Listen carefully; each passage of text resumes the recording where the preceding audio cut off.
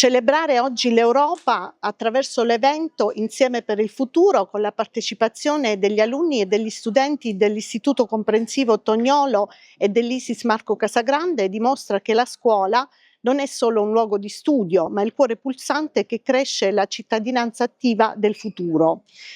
Celebrare l'Europa non è solo un atto formale.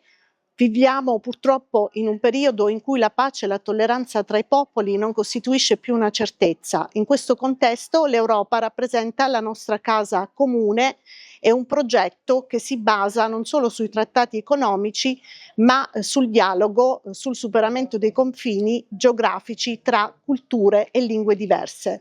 United in Diversity, e questo è il motto dell'Unione Europea, in quanto il cammino europeo è fatto di unità nella diversità.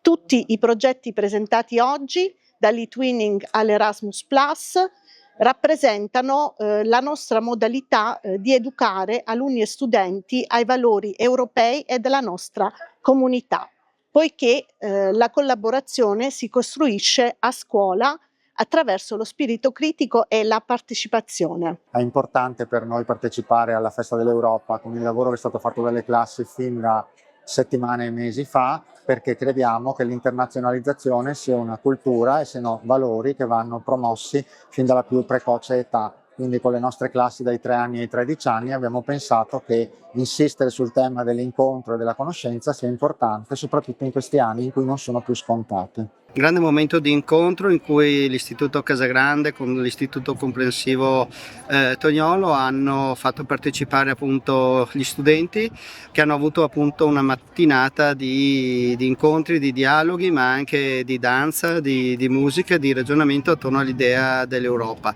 Gli ho citato una frase di uno dei padri fondatori, Robert Schuman.